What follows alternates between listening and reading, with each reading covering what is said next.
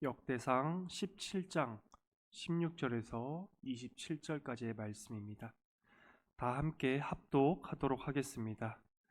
다윗 왕이 여호와 앞에 들어가 앉아서 이르되, 여호와 하나님이여, 나는 누구이오며 내 집은 무엇이기에 나에게 이에 이르게 하셨나이까?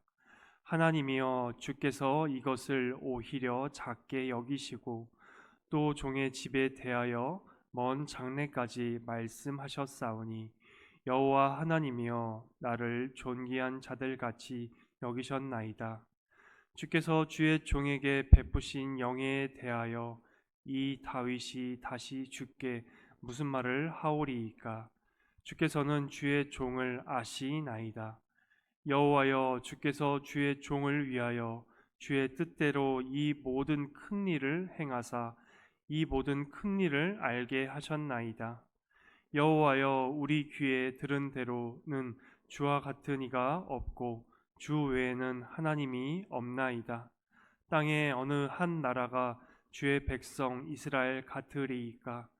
하나님이 자기 백성을 구속하시려고 나가사 크고 두려운 일을 말미암아 이름을 얻으시고 애굽에서 구속하신 자기 백성 앞에서 모든 민족을 쫓아내셨사오며, 주께서 주의 백성 이스라엘을 영원히 주의 백성으로 삼으셨사오니, 여호와여, 주께서 그들의 하나님이 되셨나이다.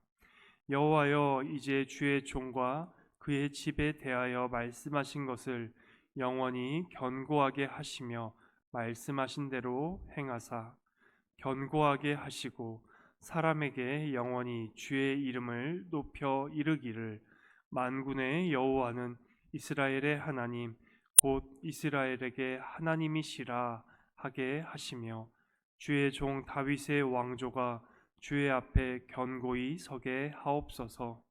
주 하나님이여, 주께서 종을 위하여 왕조를 세우실 것을 이미 듣게 하셨으므로 주의 종이 주 앞에서 이 기도로 간구할 마음이 생겼나이다.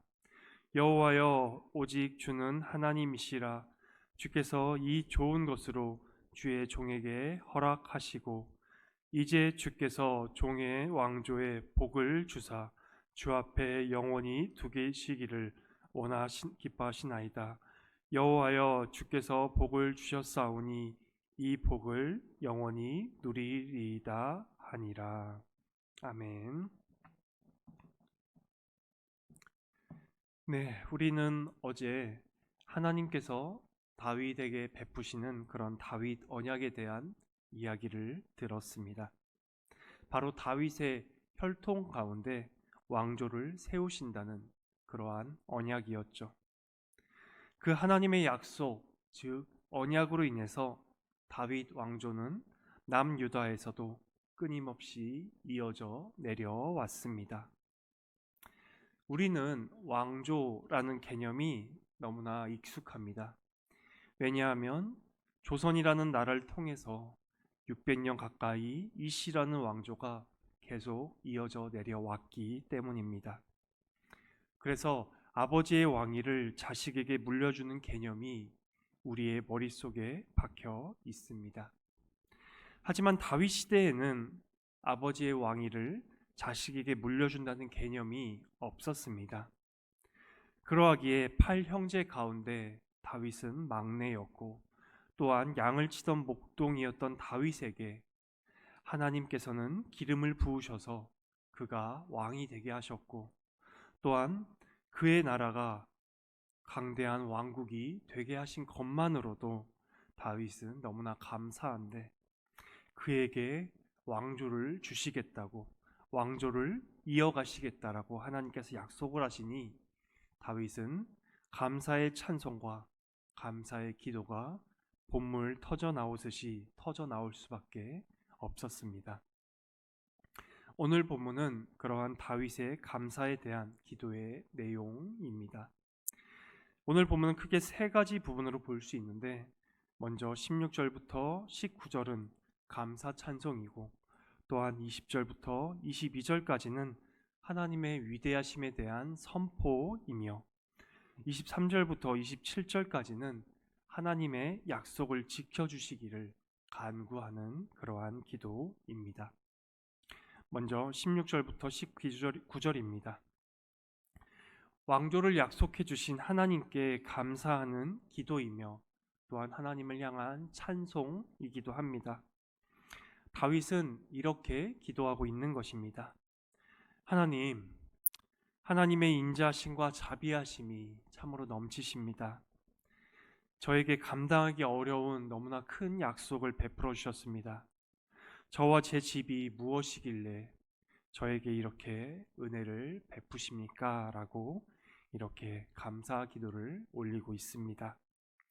그리고 다윗은 한 가지 더해서 하나님께 감사를 드리고 있습니다. 바로 자신과 자신의 집에 일어날 일들에 대해 미리 하나님께서 말씀해 주셨다는 점입니다.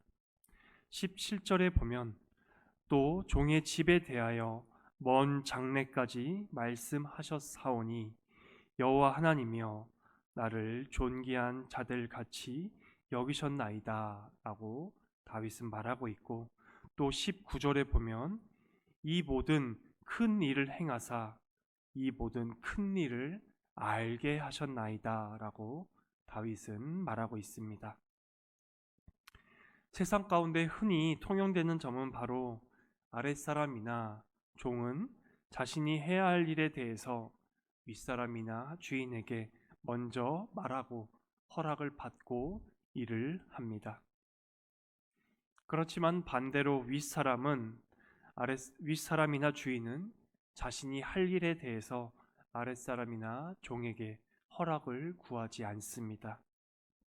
필요할 때만 일방적으로 통보하면 되죠. 하지만 성경 가운데 드러난 하나님의 자비로우심과 인자하심을 우리는 이 다윗에게 은혜를 베푸시는 하나님을 통해서도 우리는 볼 수 있습니다. 하나님께서는 다윗을 피조물로 열등하고 하찮게 여기지 아니하셨습니다. 하나님께서는 하나님이십니다. 그분께서는 어떤 일을 행하실 때 다윗에게 혹은 우리에게 알려주시고 설득하실 필요가 없으신 지엄하고 위대하신 창조주 여호와 하나님이십니다. 하지만 그럼에도 불구하고 다윗에게 이렇게 하나하나 말씀해 주시는 그 모습을 통해 우리는 다시금 하나님의 자비하심을 볼 수 있습니다. 또한 하나님께서 다윗을 존중해 주시고 귀히 여기셨다는 것도 우리는 볼 수 있지요. 또한 다윗도 그러한 하나님의 자비하심을 바로 17절과 19절을 통해 감사하고 찬송하며 기도하고 있는 것입니다. 그러면서 다윗은 20절부터 22절까지는 하나님의 위대하심을 선포하고 찬양하고 경배합니다.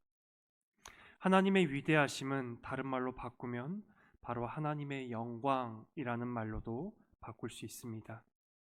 다른 피조물과는 확연히 구별되시도록 놀랍고 아름답고 찬란하며 위대하고 고귀한 하나님의 영광은 위대하기 때문입니다. 이 부분에서 다윗은 하나님의 위대하신 성품을 크게 세 가지로 찬양하며 경배합니다. 먼저 20절입니다. 여호와여 우리 귀에 들은 대로 주와 같은 이가 없고 주 외에는 하나님이 없나이다. 20절에서 다윗은 바로 하나님의 거룩하심을 찬양합니다. 우리가 레위기에서도 살펴보았듯이 거룩이라는 것은 바로 다른 무엇과도 비교할 수 없는 구분됨이었습니다. 압도적인 구분이죠. 주와 같은 분이 없다는 것이 바로 하나님의 거룩을 나타내는 그러한 표현이기도 합니다. 그리고 두 번째로 21절입니다.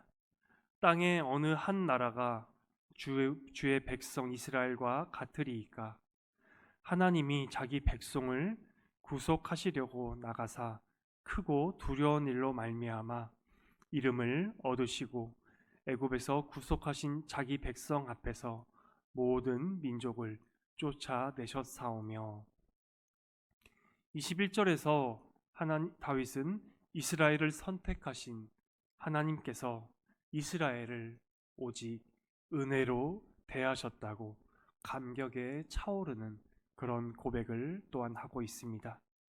마지막으로 22절입니다. 주께서 주의 백성 이스라엘을 영원히 주의 백성으로 삼으셨사오니 여호와여 주께서 그들의 하나님이 되셨나이다.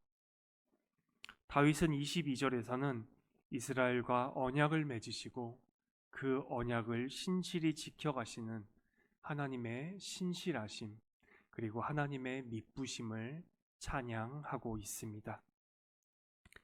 마지막으로 다윗은 23절부터 27절을 통해 하나님께서 이루어 가실 언약을 반드시 꼭 지켜달라라고 기도하고 있습니다. 23절부터 27절의 내용을 요약하자면 이러한 내용으로 볼 수 있을 것 같습니다. 하나님께서는 정말 그러실 필요가 전혀 없으셨지만 저와 저의 집안에 큰 은혜를 베푸셨습니다. 그리고 하나님께서는 과거부터 지금까지 그리고 미래에도 약속을 잘 지키시고 신실하고 미쁘신 분이십니다. 우선 저에게 그 약속을 하셨으니 그 약속을 꼭 지켜주시길 바랍니다 라고 다윗은 기도하고 있는 것이죠. 이 짧은 4절 가운데서 다윗은 영원히 라는 말을 4번이나 반복하며 사용하고 있습니다. 그리고 하나님의 약속은 영원하다고 하나님께 확인하고 있죠. 우리는 이러한 기도를 성경 곳곳에서도 찾아볼 수 있습니다. 그 가운데 바로 가장 유명한 것은 주님께서 가르쳐 주신 기도에서도 우리는 볼 수 있지요. 마태복음 6장 10절입니다. 나라가 임하시오며 뜻이 하늘에서 이루어진 것 같이 땅에서도 이루어지이다. 하나님의 뜻하심은 마땅히 당연히 이루어져 가고 우리의 뜻도 하나님의 그 뜻하심에 함께 동조합니다. 그렇게 되길 원합니다 라고 고백하는 것이 이 기도의 핵심이기도 합니다. 오늘 설교의 결론이면서 복음입니다. 목동이었고 8 형제 가운데 막내였던 다윗에게 하나님께서는 기름을 부으셔서 왕으로 세워주셨습니다. 그리고 그의 집안에 왕조라는 넘치는 은혜도 베푸셨지요. 그 넘치는 은혜를 받은 다윗은 하나님께 감사 기도를 올립니다. 그 감사 기도에는 자신을 인격적으로 사랑해 주신 것에 대한 감사와 또한 하나님의 영광을 찬양하고 터져나오는 기쁨으로 그 영광 앞에서 경배하며 자신에게 베푸실 그 언약에 대해서 지켜주시기를 다윗은 기도하고 있습니다. 오늘 설교의 복음입니다. 다윗부터 시작된 이 왕조는 솔로몬을 거쳐 남유다 왕국으로까지 이어져 내려갔습니다. 그보다 먼저 하나님께서는 유다에게 진정한 왕이 나올 것에 대한 예언도 하셨습니다. 창세기 49장 10절입니다. 규가 유다를 떠나지 아니하며 통치자의 지팡이가 그 발 사이에서 떠나지 아니하기를 실로가 오시기까지 이르리니 그에게 모든 백성이 복종하리로다. 유다 지파로부터 진정한 왕이 오신다는 야곱의 예언이었습니다. 그리고 마태복음 1장 1절에는 이러한 선포가 또한 있지요. 아브라함과 다윗의 자손 예수 그리스도의 계보라. 바로 아브라함부터 시작되는 계보 가운데 마지막에 마태는 예수 그리스도를 넣었습니다. 원시 복음으로부터 시작해 야곱의 예언과 다윗의 왕족 가운데 진정한 왕이신 예수 그리스도는 구약 성경 내내 가득 차 있었습니다.